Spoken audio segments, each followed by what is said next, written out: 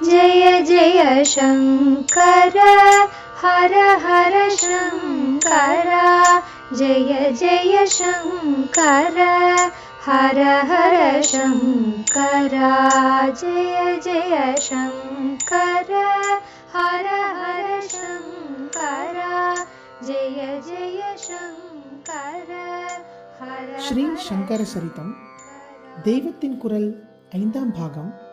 ஞானியின் சமத்துவம் வேறு, சமூக சமத்துவம் வேறு தொடர்கிறது. ஆச்சாரியால் வாஸ்தவத்தில் என்ன சொல்கிறார், அதற்கு என்ன காரணம் காட்டுகிறார் என்று கேட்டு அதை பின்பற்றுவதுதான் ஆச்சாரிய பக்தி. அவர் சொல்வது நம்மளவில் புரியாவிட்டால், பிடிக்காவிட்டால் அவரை திட்டுவது கூட பரவாயில்லை.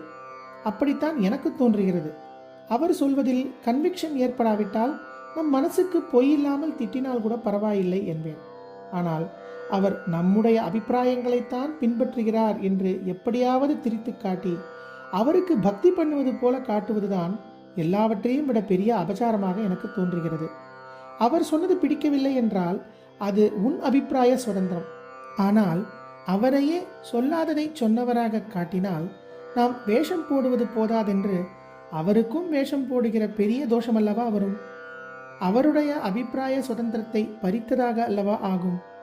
நம்முடைய நாகரிக கொள்கையை அவர் சொல்கிறார் என்று அவருக்கு வேஷம் போட்டு காட்டினால்தான் நாம் மரியாதை செய்ய முடியும் என்றால் அது அவருக்கும் அவமரியாதை, நமக்கும் அவமரியாதை தான். நாம் சொல்கின்ற புரட்சி கொள்கையை அவர் சொன்னாலே அவரிடம் பக்தி என்றால் உண்மையில் அது நம்மிடமே பக்திதான், நம் கொள்கையிடமே பக்திதான். அவரை தப்பாக காட்டினால்தான் புத்தர், காந்தி மாதிரி மாஸ் அப்பீல், பாப்புலாரிட்டி இருக்கும் என்றால் அது அவருக்கு வேண்டவே வேண்டாம். எங்கள் மாதிரி 4 அப்ஸ்கியூரான்டிஸ்ட்கள், அதாவது சீர்திருத்தத்தை எதிர்க்கும் முரட்டு பழமைவாதிகள் பூஜை பண்ணி கொண்டிருந்தாலே போதும். காரிய லோகத்தில் இப்போது நாம் சொல்லும் அபேதவாதத்தை ஆச்சாரியாலும் சொல்லவில்லை, கிருஷ்ணரும் சொல்லவில்லை, எந்த சாஸ்திரமும் சொல்லவில்லை. மனசில் அபேத அன்புதான் அவர்கள் சொன்னது. இங்கேயோ ஆச்சாரியால் மனசையும் கழற்றி எரிந்துவிட்ட ஞானியை பற்றி சொல்லி அந்த ஞானிகள் விஷயம்தான் அவனுக்கு சர்வமும் சமம், ஆகையால் அங்கே லோக சாஸ்திர வழக்குகள் இல்லை என்கிறார். இது வேதமே சொல்வதுதான். ஞானம் வந்துவிட்டால் அப்புறம் ஜாதி, படிப்பு, பெரியவர் சிறியவர் என்ற எந்த பேதமும் இல்லை. அங்கே வேதமே வேதமில்லை, பஞ்சமன் பஞ்சமன் இல்லை, தபஸ்வி தபஸ்வி இல்லை என்றெல்லாம் சொல்கிறது. பின்குறிப்பு: பிருகதாரண்ய கோபனிஷத், வால்யூம் 4, 3.22. ஒன்றையும் தின்ன வேண்டும் என்ற அபேட்சையில்லாத நிலையில் எதை வேண்டுமானாலும் தின்னலாம். ஒன்றையும் தொட வேண்டும் என்ற அபேட்சை இல்லாத போது எதை வேண்டுமானாலும் தொடலாம் என்று சாஸ்திரம் சொல்கிறது. அந்த நிலை எங்கே? நாம் உள்ள யதார்த்த லோகம் எங்கே? அதிலே ஆச்சாரியால் சொன்னதை இதற்கு பொருத்தி காட்டுவது அபச்சாரம்.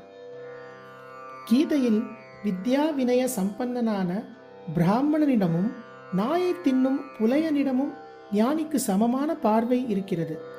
அவன் சமதர்ஷியாக சாட்சி மாத்திரத்தில் இருக்கிறான் என்றுதான் சொல்லியிருக்கிறதே தவிர காரியத்தில் ஒன்றாக பண்ணுவதை சொல்லவே இல்லை. நீ க்ஷத்ரியன், உன் காரியம் சண்டை போடுவதுதான் என்றுதானே. எவருக்கு மேலே ஞானி இல்லையோ அந்த கிருஷ்ணர் அர்ஜுனனை ஏவினார். ஆச்சாரியால் அத்வைத ஸ்வரூபம், அத்வைத சாஸ்திரத்தை பூர்ண ரூபம் பண்ணி ஸ்தாபித்தவர் அவர்தான். ஆனால் துவைத லோகத்தில் மாட்டிக்கொண்டு இதிலிருந்து அதற்கு போக வேண்டியிருப்பவர்களான நாம் எவ்வளவு தூரம் தொலை தூரம் துவைத வித்தியாசங்களை அனுசரித்தே காரியலோகத்தில் போய்தான் பக்குவப்பட வேண்டியிருக்கிறது என்பதை நன்றாக தெரிந்து வைத்துக் கொண்டு ஜாகிரதையாக பார்த்து வழி போட்டு கொடுத்திருக்கிறார். இக்காலத்திலோ அத்வைத அனுபவம் என்னவென்றே தெரியாதவர்கள் காரியலோகத்தில் அதை கொண்டு விட்டு ஆத்மார்த்தமான சாஸ்திர விஷயங்களில் இஷ்டப்படி பண்ணி போதாக்குறைக்கு தாங்கள் செய்வதற்கு ஆச்சாரியால் தலையிலேயே பழியை போட்டு ட்ரிபியூட் கொடுக்கிறார்கள்.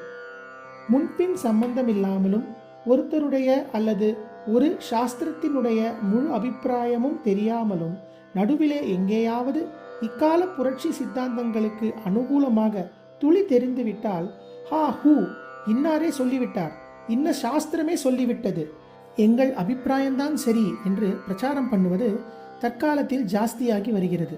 ரொம்பவும் வருத்தப்பட வேண்டிய விஷயம்.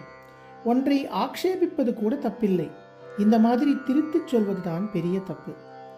அந்த பஞ்சவன் ஆக்ஷேபம் பண்ணும் சாதாரண ஆளாக தெரிந்திருந்தால் ஆச்சாரியால் தர்க்க ரீதியிலும் தர்மசாஸ்திர பிரகாரமும் பதில் சொல்லி சுலபமாக அவனை சரி பண்ணியிருப்பார்.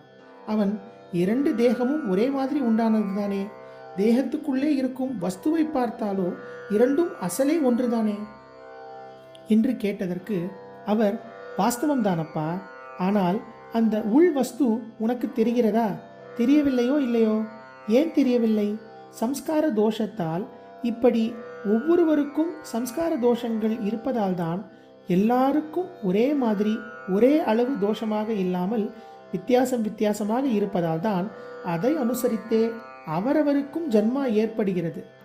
அந்த ஜன்மாவிலேயாவது அவர்கள் தோஷங்களை போக்கிக் கொள்வதற்கான காரியங்களை பண்ணட்டும்.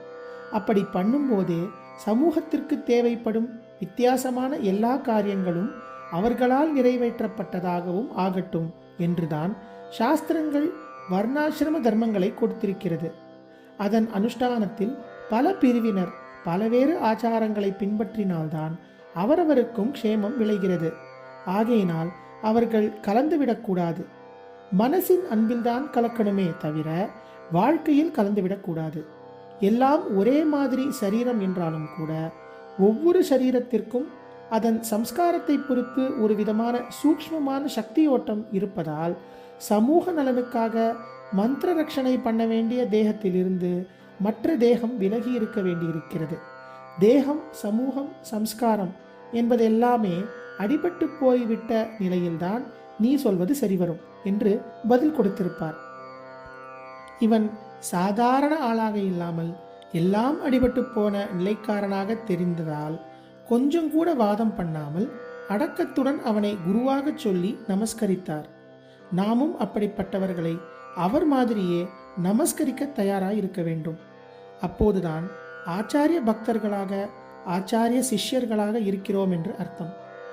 ஜெய ஜெய சங்கர, ஹர ஹர சங்கர. ஜெய ஜெய சங்கர, ஹர ஹர சங்கர.